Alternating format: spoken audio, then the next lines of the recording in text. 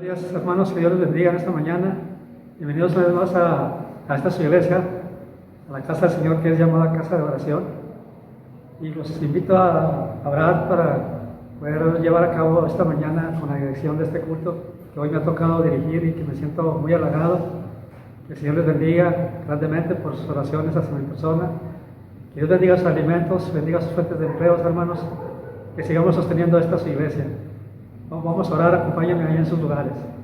Padre nuestro que estás en el cielo, santificado sea tu nombre, Señor.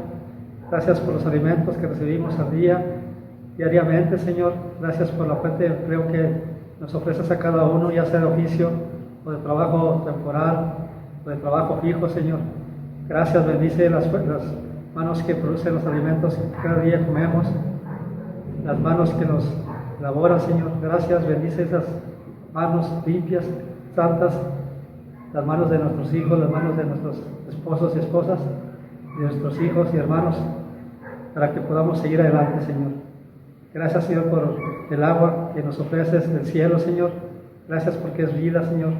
Gracias porque la haces caer para pobres y ricos, para pecadores y no pecadores, Señor. Gracias, Señor. Esto te lo damos en el nombre de bendito Cristo Jesús. Amén.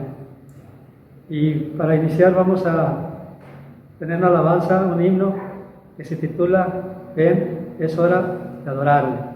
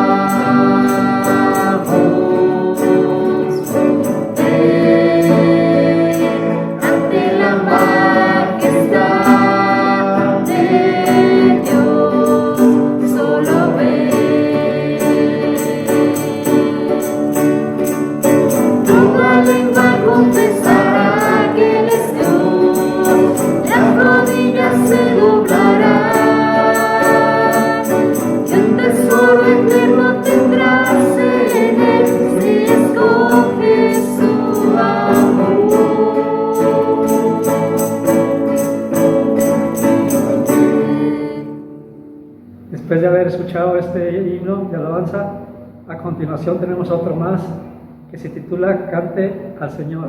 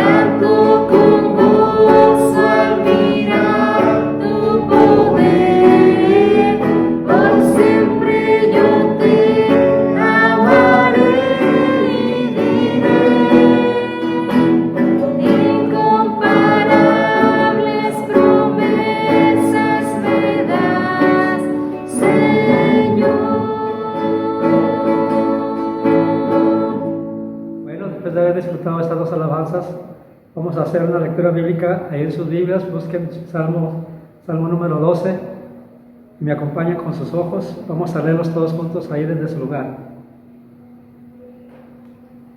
Salva, oh Jehová, porque se acabaron los piadosos, porque han desaparecido los fieles de entre los hijos de los hombres.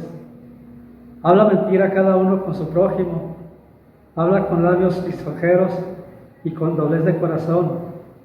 Jehová destruirá todos los labios lisonjeros y la lengua que habla jactanciosamente.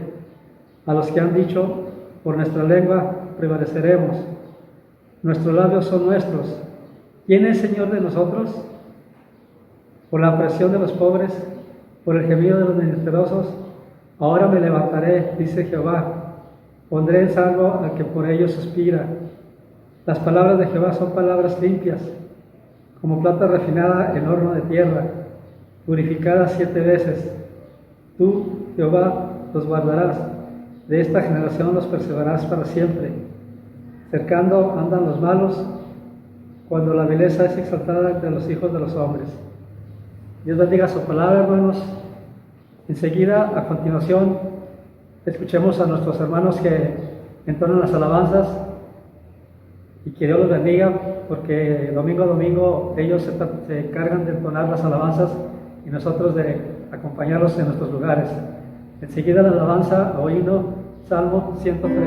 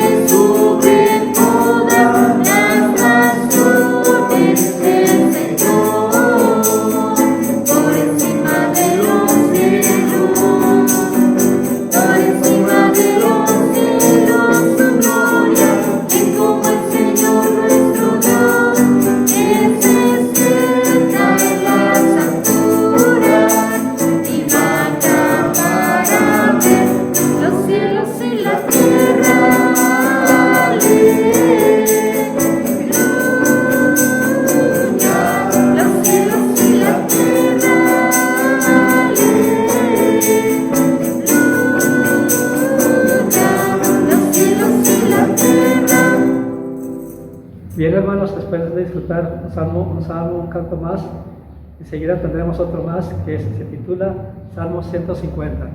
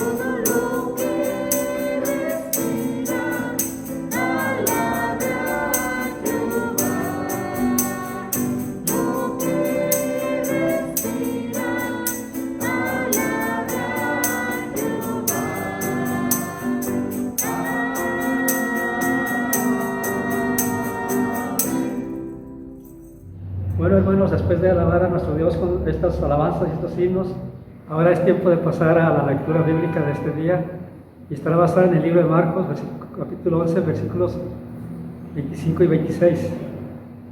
Y dice así de esta manera: y cuando estéis orando, perdonad, si tenéis algo contra alguno, para que también vuestro Padre que está en los cielos os perdone a vosotros vuestras ofensas. Porque si vosotros nos perdonáis, tampoco vuestro Padre que está en los cielos os perdonará vuestras ofensas.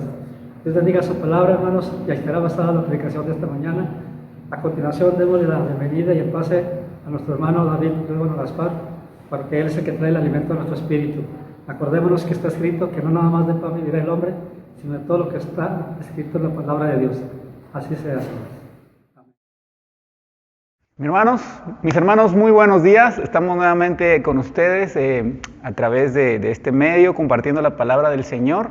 Y bueno, esperando con ansias y con gozo que podamos reunirnos en la brevedad, estar juntamente compartiendo y aprendiendo la palabra de Dios. Pero bueno, por lo pronto seguimos a través de estas tecnologías, de estos recursos. Y bueno, hay que aprovecharlos y también pues darle gracias a Dios por ellos. Hermanos, nuestra predicación está titulada "Tampoco vuestro Padre os perdonará". Entonces vamos a hacer una pequeña recapitulación de los últimos sermones que hemos estado compartiendo. Y desde el capítulo 11 de Marcos empezamos a hablar acerca de que Jesús viene a Jerusalén, va a hacer su entrada triunfal. Y entonces Jesús manda a sus discípulos por un pollino, y él sabe perfectamente dónde está ese pollino, la reacción de los dueños del pollino. Y estuvimos compartiendo cómo Jesús es omnisciente porque es Dios, conoce todas las cosas. Hermanos, ¿y por qué Dios conoce todas las cosas? ¿Porque tiene una bola de cristal? Dijimos que no. Él conoce todo porque Él decreta todo.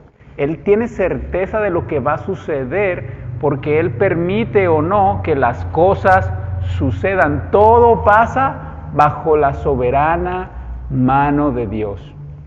Hermanos, algunas personas intentan quitar esta doctrina de la doctrina bíblica, de la doctrina cristiana, porque piensan que es problemática, dado que pasan muchas cosas malas en el mundo.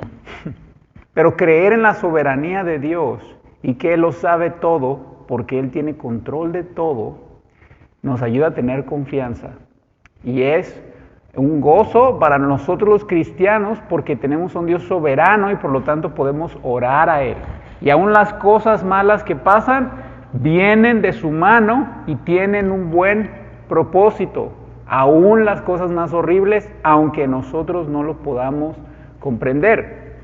Así que Jesús entra sentado en este pollino, y también dijimos la siguiente predicación a esta, que Jesús no está haciendo una parodia, no está haciendo una entrada triunfal de a mentiritas.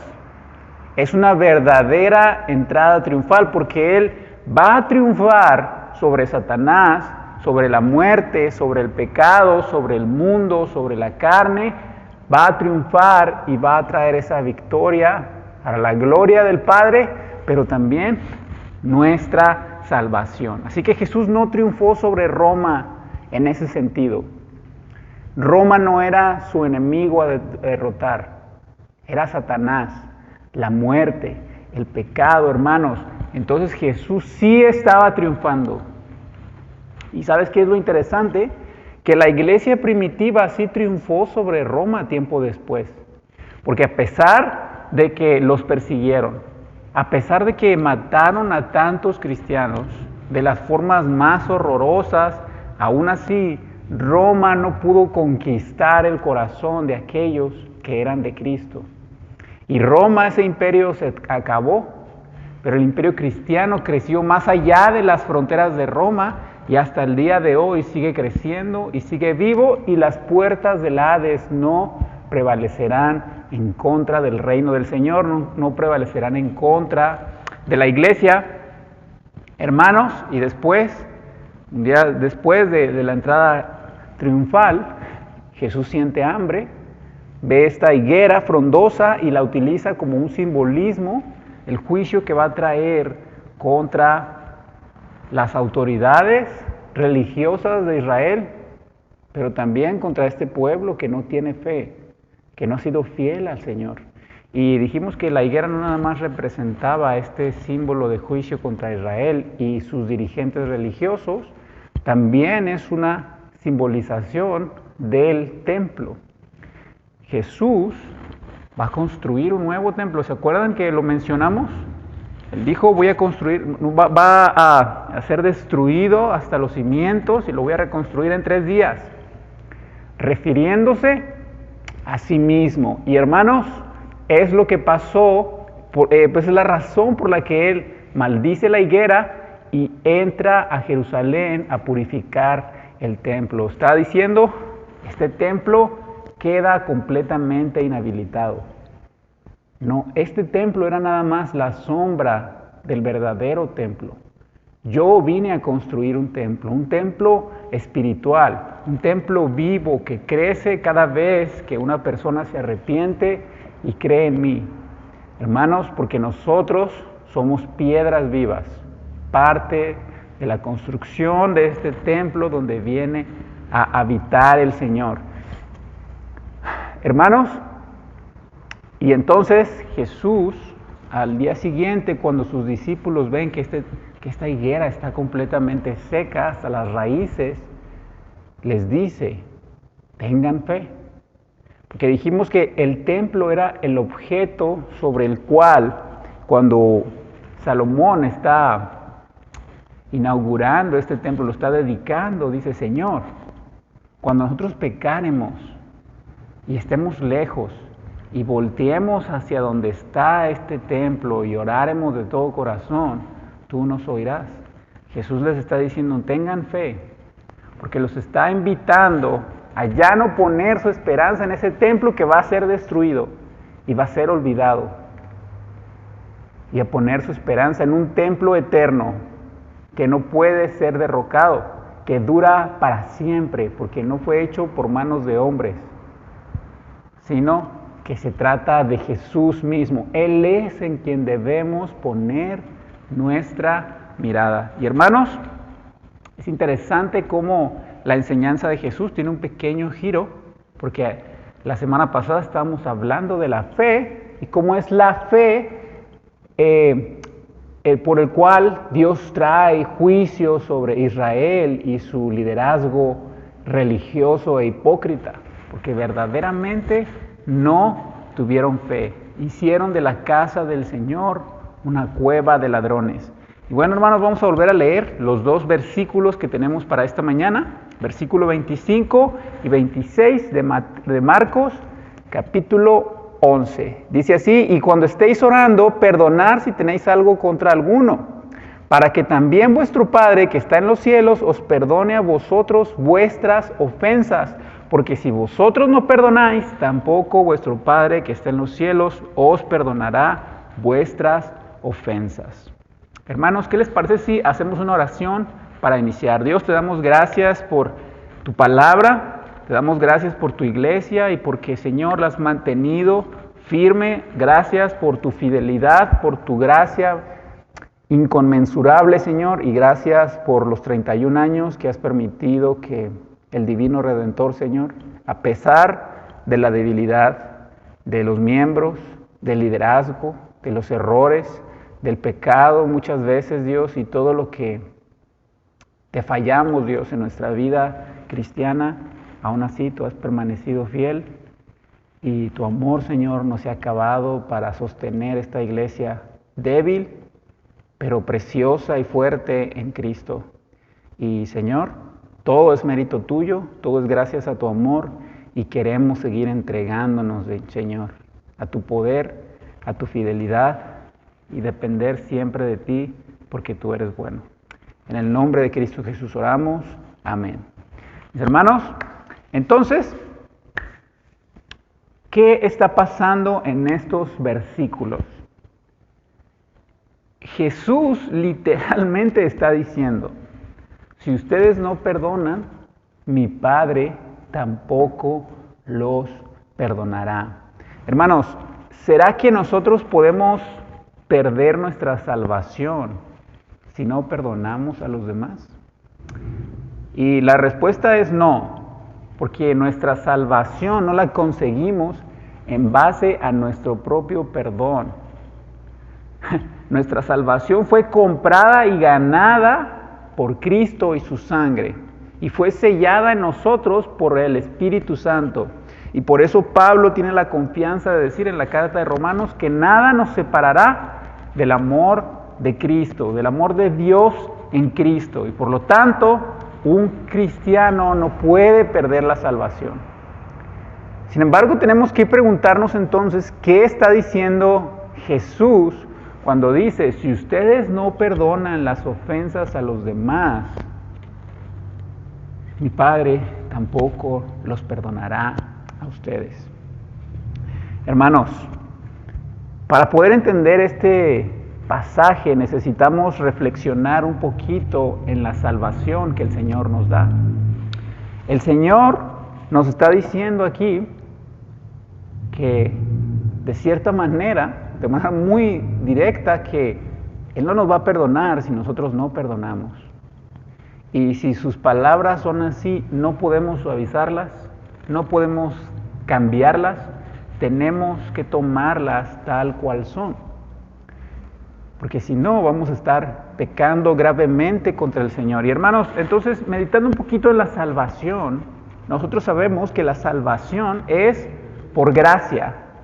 Y esta palabra gracia, quizá no la usamos tanto fuera del lenguaje cristiano, pero sí hay una palabra que se deriva de la palabra gracia que solemos usar mucho, y es la palabra gratis.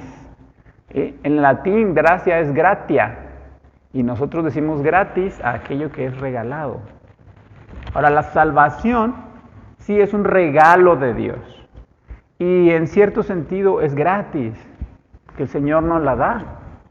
Pero a veces nosotros nos equivocamos porque este concepto de gratis, que no tiene costo, lo solemos maximizar sobre todas las cosas que la idea de gracia envuelve.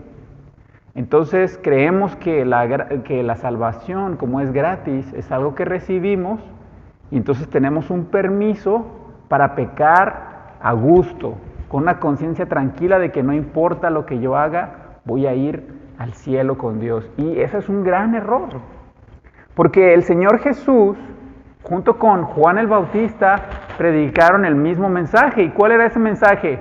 Arrepiéntanse y conviértanse. La Biblia enseña claramente a lo largo de todas las Escrituras que sí, la salvación es por gracia, pero no todas las personas van a salvarse.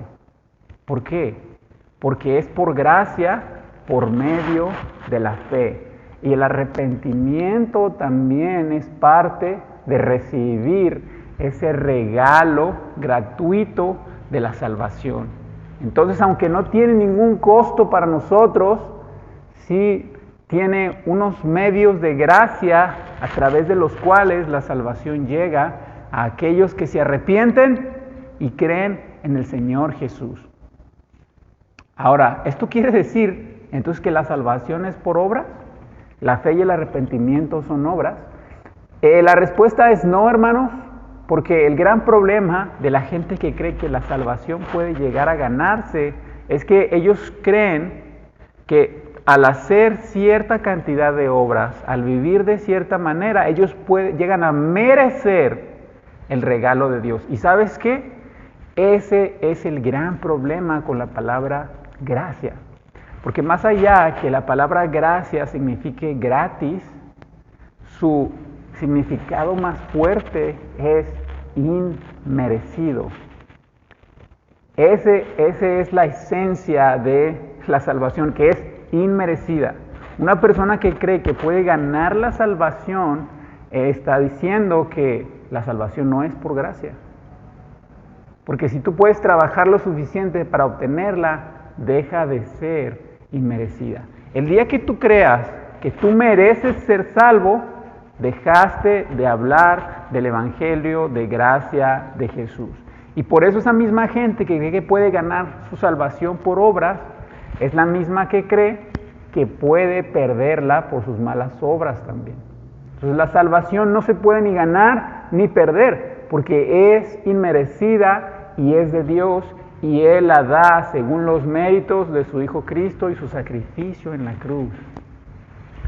Entonces, hermanos, la salvación es un regalo inmerecido y debemos estar constantemente recordándonos estos. La fe y el arrepentimiento, mis hermanos, son medios de gracia a través de los cuales Dios da su salvación, su regalo inmerecido. Ahora, mis hermanos, ¿qué tiene que ver todo esto con el perdón? Bueno, lo interesante de la relación entre la fe y el arrepentimiento es que una persona necesita creer para poder arrepentirse. El arrepentimiento es un subproducto de la fe verdadera. Una persona que no cree que es pecador y que viene un juicio inminente contra él, no puede arrepentirse. ¿De qué se va a arrepentir si no cree que ha pecado contra Dios? Entonces, aquel que tiene una fe verdadera, inevitablemente va a arrepentirse. ¿Y sabes qué relación tiene con el perdón? Que el perdón es un producto del arrepentimiento. Porque aquel que no guarda perdón encierra en su corazón resentimiento, coraje, odio, orgullo, soberbia, amargura y toda esa clase de cosas que son malicia. Y por lo tanto, guardar o atesorar malicia en el corazón es una señal de falta de arrepentimiento. Ahora, hermano, te voy a invitar a que vayas a Mateo 6 y vamos a estar usando varios pasajes de Mateo porque estos dos versículos de Marcos originalmente no los encontramos allí, parecen ser una incrustación que se hizo tiempo después, dado que el pasaje es muy parecido a algunos pasajes de Mateo, y bueno, entonces parece ser que alguien los puso ahí, y entonces en Mateo, en el Evangelio de Mateo, podemos encontrar muchos pasajes o varios pasajes que nos ayudan a entender de manera más amplia la idea del perdón y la relación que tiene en cuanto a la oración y nuestra comunión con Dios. Mateo 6, del versículo 5, vamos a leer hasta el versículo 13. Dice así: y cuando ores, no seas como los hipócritas, porque ellos aman el orar en pie en las sinagogas y en las esquinas de las calles, para ser vistos de los hombres. De cierto os digo que ya tienen su recompensa. Mas tú, cuando ores, entra en tu aposento y cerrada la puerta, ora a tu Padre que está en secreto, y a tu Padre que ve en lo secreto te recompensará en público. Y orando, no uséis vanas repeticiones como los gentiles, que piensan que por su palabrería serán oídos. No os hagáis pues semejantes a ellos, porque vuestro Padre sabe de qué cosas tenéis necesidad antes que vosotros le pidáis. Vosotros pues oraréis así: Padre nuestro que estás en los cielos, santificado sea tu nombre. Venga tu reino, hágase tu voluntad como en el cielo, así también como en la tierra. El pan nuestro de cada día, dánoslo hoy, y perdónanos nuestras deudas, como también nosotros perdonamos a nuestros deudores. Y no nos metas en tentación, mas líbranos del mal, porque tuyo es el reino, el poder y la gloria por los siglos de los siglos. Amén. Hermanos, ¿cuál es el contexto? Pues Jesús está enseñando acerca de la oración. Y en su enseñanza hace una comparación entre una oración que es mecánica, que es vacía, que es una oración superficial, vana, que es nada más un ejercicio de una religiosidad muerta. Y entonces él pone dos ejemplos de cosas que hacen los fariseos. Tanto vanas repeticiones como una especie de mantra que solo se repite mecánicamente sin saber lo que se está diciendo realmente. Y por otro lado, estas oraciones públicas que hacían los fariseos con el fin de que los demás los vieran. Entonces piensa en estas dos cosas que está diciendo Jesús. ¿Qué provecho tiene, hermanos, hacer oraciones mecánicas, repitiendo palabrerías de cosas que ni entiendes o que ni siquiera estás razonando. Esa no es una conversación verdadera con Dios. ¿Qué clase de oración es aquella que solo la haces para que los demás te vean?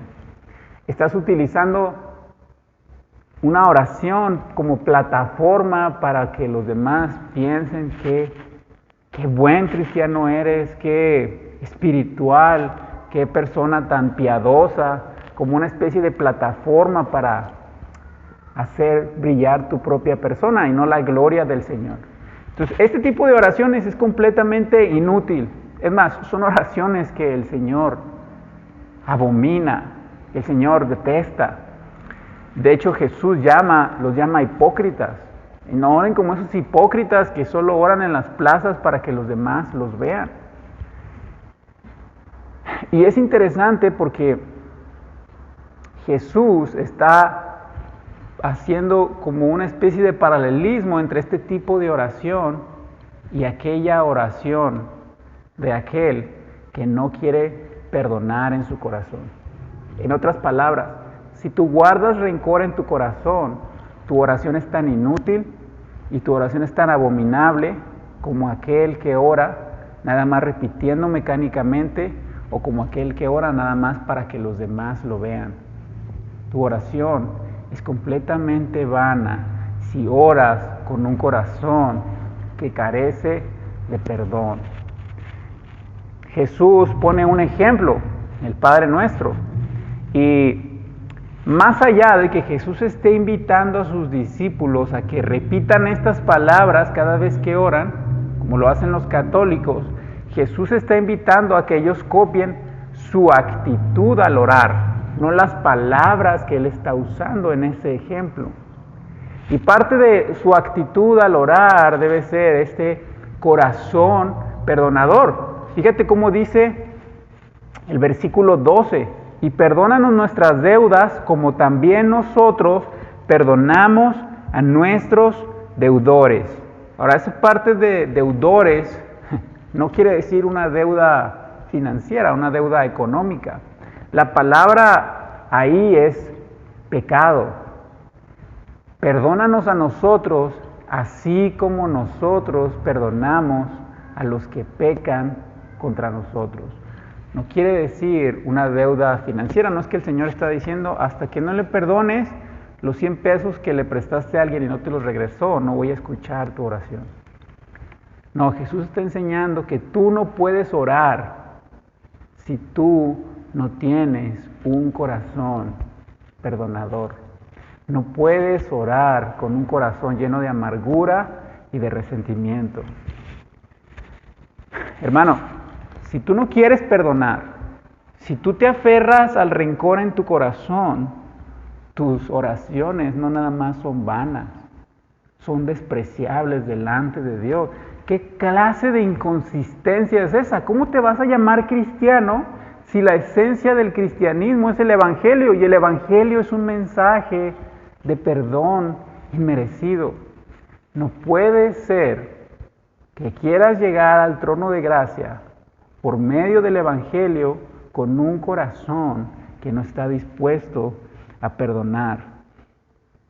Hermanos, seguimos leyendo en Mateo 6, versículo 14, dice, porque si perdonáis a los hombres sus ofensas, os perdonará también a vosotros vuestro Padre Celestial.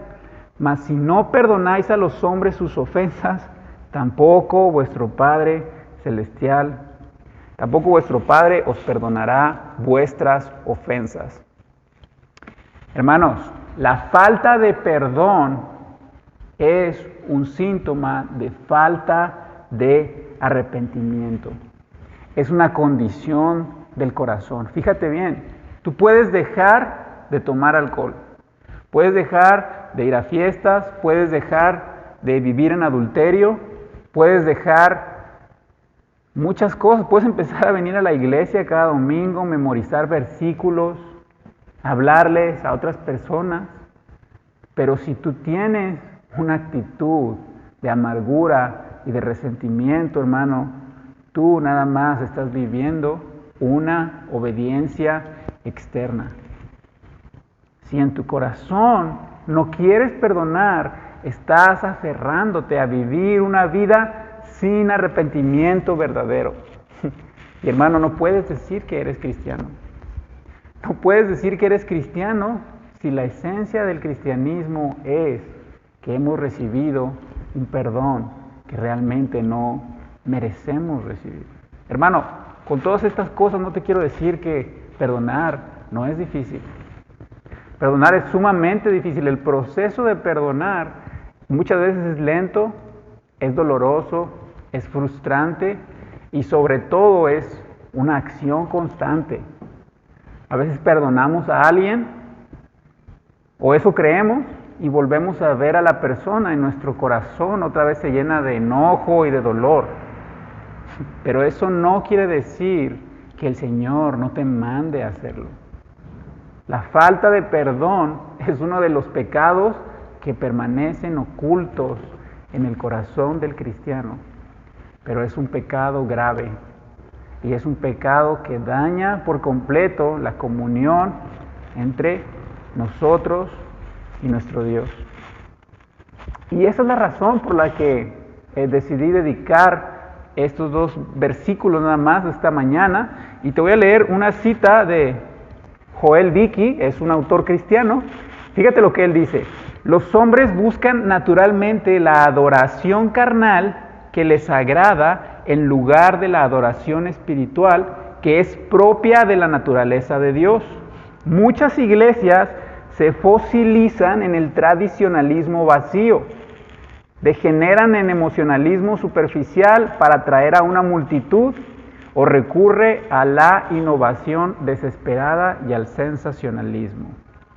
¿Qué está diciendo este autor cristiano? Que muchas veces, hermanos, en las iglesias la gente se siente piadosa por seguir una tradición, pero que es nada más un reflejo externo de una obediencia y de un arrepentimiento vacío. Porque tú puedes venir fielmente a la iglesia, puedes ser celoso en defender la religión cristiana, pero tener un corazón lleno de resentimiento y de amargura. Mira lo que sigue diciendo Joel Dickey: las personas religiosas se ofenden fácilmente por los pecados de la carne, como adulterio y embriaguez, pero pueden tolerar extrañamente los pecados del alma. Esto es algo muy común en las iglesias. Si una persona se emborracha, la gente se alborota y hacen una gran controversia respecto a eso. Y no estoy diciendo que emborracharse no está mal, la Biblia claramente lo prohíbe. Sin embargo, muchas veces nosotros vemos esos pecados como sumamente escandalosos. Pero los pecados del alma, los pecados en lo profundo de nuestro corazón, que no se hacen públicos, los consentimos y los vemos como menos importantes, cuando en realidad es todo lo contrario, hermano. Hermano, ¿has dejado prácticas mundanas, carnales, pero sigues atesorando amargura y falta de perdón en tu corazón? Tienes que examinar tu corazón. Y si ves que esta es tu situación, necesitas arrepentirte de tu pecado. Porque el Señor, hermano, es claro con sus palabras: si ustedes no perdonan, yo tampoco los perdonaré. Hermano, ve lo que dice Stephen Charnock: así como el Señor es espíritu, debemos prestar atención a los pecados espirituales. ¿Esta es tu devoción? ¿Tu corazón está en las cosas espirituales o solo buscas obedecer a Dios en una adoración carnal y externa? ¿Dónde está tu corazón, hermano? La falta de perdón es peligrosa, es sumamente peligrosa para el alma del cristiano, al punto tal que el autor de Hebreos dice así, Hebreos 12:15, mirad bien, no sea que alguno deje de alcanzar la gracia de Dios, que brotando alguna raíz de amargura os estorbe y por ella muchos sean contaminados. Hebreos es un libro que extensamente habla acerca del pueblo de Israel pereciendo en el desierto y fallando en entrar a Canaán, fallando en entrar a la tierra prometida. Y hermano, esto se aplica bien a nuestras vidas. La falta de perdón, la amargura, estorbará para que alcances la gracia de Dios. Estorbará para que llegues a la Canaán celestial, a tu tierra prometida celestial. Por eso debes buscar y examinar en tu corazón. ¿Sufres de amargura? ¿Atesoras en tu corazón rencor y falta de perdón? ¿Hay resentimiento guardado en tu corazón contra alguien? Hermano, algo interesante sobre la falta de perdón es que la persona que te lastimó puede que te haya lastimado muy gravemente, pero tu falta de perdón hacia la ofensa de aquella persona te afectará más, te dañará más. No buscar perdonar a aquella persona porque no se lo merece, porque lo que te hizo es indecible, al final de cuentas terminará afectándote y dañándote más de lo que ya te dañó el otro. Mira lo que ahí en Mateo 18 hay una parábola sobre los dos deudores y Jesús comenta esta parábola, empieza a enseñarla porque Pedro le pregunta a Jesús que cuántas veces debe perdonar. Y entonces Jesús le dice 7. Pero como Pedro no entiende, le dice, no, Pedro, debes perdonar 70 veces 7. Debes perdonar constantemente. El perdón en la vida del creyente no tiene límites. Es un perdón constante y es un perdón que no está basado en los méritos de la persona que vas a perdonar, sino que se basa en que es un mandamiento de tu Padre amoroso. Y hermanos, Jesús después cuenta esta parábola porque le está diciendo a Pedro cuál es la instrucción acerca del perdón cuantitativamente. ¿Cuántas veces debes perdonar? Pero después cuenta esta parábola de los dos deudores porque está enseñando a sus discípulos no solo cuántas veces debes perdonar, sino cómo debes perdonar y por qué debes perdonar. En la parábola de los dos deudores hay un hombre que tiene tierras, pero debe mucho dinero. Al final de cuentas, le perdonan esa gran deuda que tiene. Pero este hombre que tiene tierras, tiene también a alguien que le debe una cantidad mucho menor de dinero. Y saliendo de ser perdonado, va y busca a este deudor que tiene esta pequeña deuda contra él, y lo golpea y lo mete en la cárcel. Y aquel hombre que había perdonado la gran deuda que tenía, este hombre se entera y entonces lo trae y también lo mete al calabozo hasta que le pague la gran deuda que ya le había sido perdonada. Hermanos, la falta de perdón no quiere decir que vas a perder tu salvación. La falta de perdón es una evidencia que tú no has creído y te has arrepentido. La falta de perdón es la ausencia de arrepentimiento verdadero en tu vida. Tú no le puedes pedir a la higuera que te dé naranjas. Así tampoco podemos esperar perdón verdadero de alguien que no es cristiano. Por ahí hay una frase muy popular y yo he visto que algunos cristianos también la han hecho parte de su vida. Yo perdono, pero no olvido. ¿Sabes qué? Eso no significa perdonar. Ese no es un perdón bíblico, no es un perdón a la luz del Evangelio, porque la persona que cree esto dice perdonar, pero siempre está esperando el momento para volver a sacar aquello a la luz, para lastimar, para chantajear, para manipular, y eso no es verdadero perdón.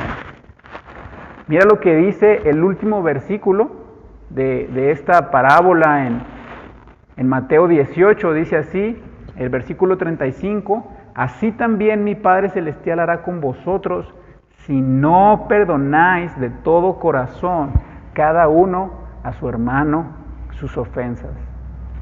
Hermano, la vida cristiana presupone perdón. Un hijo de Dios ha sido perdonado sin merecerlo. Toda persona perdonada tiene la libertad de dar perdón a los demás. Y hermanos, aquí vamos a hacer una pequeña recapitulación. Número 1, el perdón es una instrucción de Dios. Dios nos manda a perdonar. No es una recomendación, no es un consejo. Dios nos manda a que perdonemos. Hermanos, el perdón es una evidencia de que Dios verdaderamente nos ha salvado. Número 3, el perdón siempre representa dificultad, dolor y muchas veces es un proceso largo y hay que estar perdonando continuamente. Y número 4, hermanos, el perdón te hace libre y Dios te ha capacitado con los recursos ilimitados de su gracia para que tú puedas perdonar. En el seminario vi un maestro que decía que la fe es la mano del corazón que se estira y se abre para recibir la salvación de Dios. Aquella persona que no quiere perdonar tiene esa mano no abierta, sino cerrada y apretada, sosteniendo su rencor y su amargura y su resentimiento. La falta de perdón es una evidencia de falta genuina de arrepentimiento. Quiero repetirte algo. No quiere decir lo que te estoy diciendo que perdonar sea fácil. Perdonar es difícil, siempre va a ser difícil, no es nuestra naturaleza. El Señor está transformando esa vieja naturaleza del hombre que no quiere perdonar en la naturaleza divina de un Dios perdonador y paciente. Perdonar es difícil, pero no querer perdonar, no querer soltar la amargura y el rencor es una cosa completamente distinta. Si tú ni siquiera estás luchando con el perdón, seguramente vives en completa oscuridad, vives esclavizado de la amargura y el Señor necesita rescatarte y redimirte con su sangre. Hermano, Samuel Willard dijo, el Señor es espíritu y merece que nuestros espíritus le adoren, que nuestros espíritus vivan para Él. Tú no puedes dedicarle tu espíritu al Señor si vives en completa amargura. Hermanos, si tú estás batallando con la amargura, si quizá tú no has perdonado a alguien, a tu esposa, a tu esposo, a tus papás, a tus hijos, a un compañero en la escuela, a un maestro, a tu vecino, quizá no has perdonado o tienes rencor contra Dios mismo. Yo no quiero que después de escuchar este mensaje te vayas triste y derrotado. Al contrario, el Señor es el doctor del alma. ¿Y sabes qué? En el Evangelio de Juan se nos enseña bien que Dios es luz y los hombres no quisieron venir a la luz para que sus obras no sean manifiestas. Si tú estás dándote cuenta o sabes que tienes un problema, un pecado severo de falta de perdón, hermano, no es otra cosa más que la obra libertadora del Señor en tu vida. Solo Dios, que es luz, puede revelar las cosas de tu corazón. Y si en tu corazón hay amargura, hay rencor, hay enojo, hay odio, hay ira y resentimiento, hermano, el Señor te puede hacer libre de aquello. Pero si tú no quieres soltar esta condición de tu corazón, solo estás dando evidencia que realmente no has conocido al Señor, que no has entendido qué es el Evangelio. Así que te voy a invitar esta mañana a que pienses en el Señor, que nos instruye a perdonar a nuestros adversarios, a nuestros ofensores. Y esa instrucción te la da como un Padre amoroso, un Padre que quiere lo mejor para ti. Y lo mejor para ti es ser libre de la amargura y del resentimiento. Si tú no has querido soltarlo, quizá muchos años, quizá algunos meses, el Señor te está invitando hoy a amar y a perdonar, especialmente a tus hermanos en la iglesia. Oh, mi hermano, si tú has sido ofendido por alguien o has ofendido a alguien, no hay mejor representación práctica del Evangelio que ir y reconciliarte, porque el Señor busca, exige el perdón en cada uno de sus hijos. ¿Me quieres acompañar a orar? Señor, te damos gracias por tu palabra y Padre, te rogamos que si hay alguien, Señor, que está luchando con el rencor, con la falta de perdón, que tú le concedas, Señor, ser libre de la amargura, del rencor. Señor, si hay alguien que es ciego a su pecado, te rogamos que nos lo hagas ver, lo que nuestro corazón nos oculta a nosotros mismos. Ayúdanos a no engañarnos, Dios, creyendo que perdonamos y amamos a los demás, siendo que menoscabamos y soslayamos, Señor, tus instrucciones para nuestras vidas. Ayúdanos a obedecerte en espíritu, ayúdanos a ser adoradores en verdad, a no enfocarnos nada más en la obediencia en la carne, en la obediencia exterior, Señor, sino aborrecer el pecado interno, así como tú lo aborreces. Queremos ser como tú, Señor. Queremos ser perdonadores en verdad, perdonadores en gracia, aunque aquel ofensor no lo merezca, Señor. Porque entendemos que esto es lo mejor para nosotros y también porque te da gloria a ti. En el nombre de Cristo Jesús oramos. Amén.